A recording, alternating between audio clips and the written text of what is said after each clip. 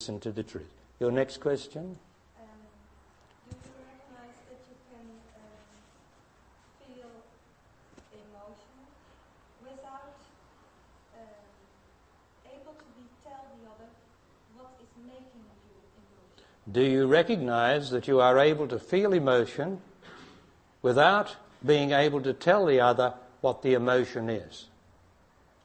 That's a fair enough question, isn't it?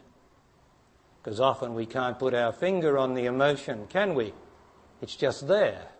Such as if I was a woman and found a man being restless, I'd have to say to him, "Why are you restless? You're being emotional because you're restless. You don't want to be here, and you don't have the guts to tell me that you don't want to be here because you're restless. Why don't you have the guts to tell me that you want to go somewhere else instead of vibrating your restlessness to me who loves you?" Too straight, huh? And because he wouldn't be able to tell you why he was restless, because it would require a great honesty, for he might say, "Well, I want to go and make love to some woman." And could he tell you that? Not in this society. Oh my God!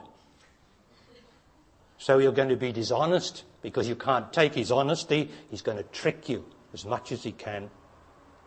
Doesn't mean that he's going to make love to another woman. It's just the feeling that he has inside of him because his mind's been working on sex and his emotions are working on sex and thinking about woman and other things.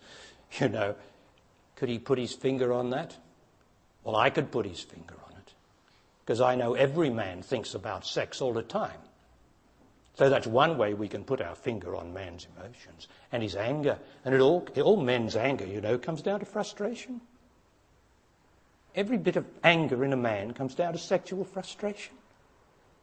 Because this is the truth, you see. We get to the truth, the very living truth, down to your love, your truth, your reality we get here.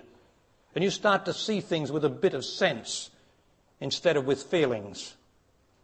For feelings are interpretations. Are you listening to me? If I feel something, then I've interpreted something. Say someone next to me dies, someone I love. I get a feeling of pain, of loneliness or sorrow. I have interpreted their death, and so I get a feeling as being sad and sorrowful. So I get a feeling of sad or sorrow. Is their death sad or sorrowful? It can be sad to a degree, but there's no need for me to interpret it as a feeling that goes on and on and on, because death is the most wonderful thing that can happen on earth. It's better than life, because when you have life and a baby's born, that baby's going to suffer, just like you did, just like everybody does. Every newborn baby is going to suffer. Does somebody like to tell me that's not the truth? Well, then that would be ignorance, wouldn't it? For this is a world of suffering. Right? Okay, the human spirit that we are manages to get above it. We manage to overcome it. But be very careful, because it's waiting for you tomorrow or the next day. Or if you love someone with attachment, indeed you are going to suffer. Because they're going to leave you, either by death or departure, and you will suffer. Is that true? Is it true? Pardon? I still like life. But I'm talking about living. And you're talking about life. Now the human race knows nothing about the